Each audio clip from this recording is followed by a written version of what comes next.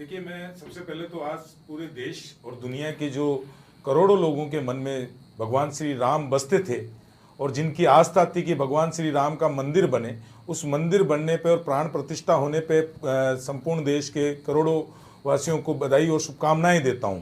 दूसरी बात आपने कही कि भजनलाल जी ने, हम तो बिल्कुल आस्था और भारतीय संस्कृति और माँ भारती का वैभव किस तरीके से बढ़े और किस तरीके से माँ भारती की उच्च शब्दों के अंदर वर्णन होए, इसके लिए प्रतिबद्ध है।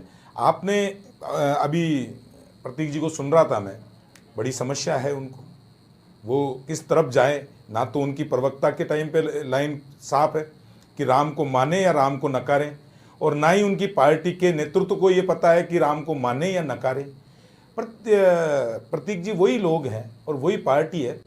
जब भगवान श्री राम का मंदिर बनाने की बात भारतीय जनता पार्टी करती थी तो ये कहते थे कि ये तो चुनावी हथकंडा अपनाते हैं, ये तो चुनाव में इसका फायदा लेने के लिए बात करते हैं। और जब हम भगवान श्री राम का मंदिर बना दिए, बन रहा है, उसकी प्राण प्रतिष्ठा हो रही है, तब इनको तकलीफ होती है कि ये तो इसका राजनीतिक करेंगे। इनको तब भी दुख था, इनको आज भी दुख है। इनके दुख की परवाह ना तो हम करते हैं, ना भारत की करोड़ों जनता करती है।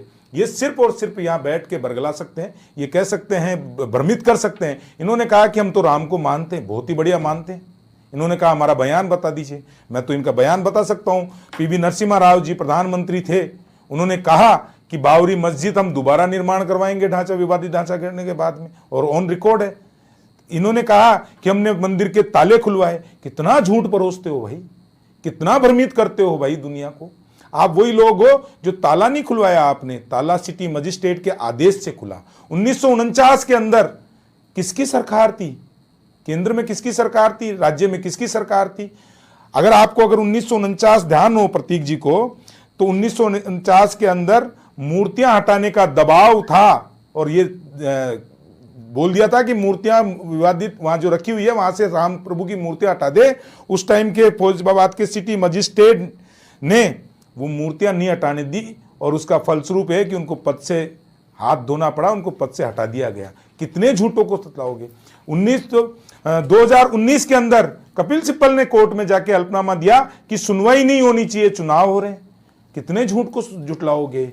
और जब उसके बाद भी राम मंदिर का आपको निमंत्रण पहुंचा तो मुट्ठी भर वोट बैंक के कारण है, वोट की राजनीति के कारण, करोड़ों हिंदुओं की भावनाओं को आपने दरकिनार रख दिया।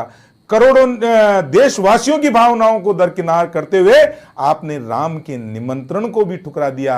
आपने राम के निमंत्रण को नहीं ठुकराया प्रतीक जी, आपको भगवान प्रभु श्री राम ने नहीं बुलाया। आप सौभाग्यशाली भाग्यशाली नहीं हो सकते। इस देश में के प्रधानमंत्री, माननीय प्रधानमंत्री जी आज राम मंदिर की प्राण प्रतिष्ठा में शामिल हो रहे हैं। आज उनका सौभाग्य और वैभव दोनों ही भाग्यशाली हो रहा है। ये आपके भाग्य में लिखा हुआ नहीं है, इसका कुछ नहीं कर सकते। इसका कारण यही है कि आप तुष्टीकरण की राजनीति करते हैं, आप वोट बैंक की राजनीति करते हैं। और इस देश में आजादी से लेके आज तक सिर्फ और सिर्फ आपने तीन ही चीजों पे राजनीति की है। तुष्टीकरण पे राजनीति की है आपने, परिवारवाद पे राजनीति की है और वोट बैंक की राजनीति की है। इसीलिए आपकी दुर्गति है। प्रभु को नकारने वाले लोगों को देश की जनता ने नकार दिया। आप विपक्ष में अपना नेता नहीं बना पाए। इससे बड़ी बात मैं कुछ नहीं कह सकता। ठीक है मदन जी। प्रतीक जी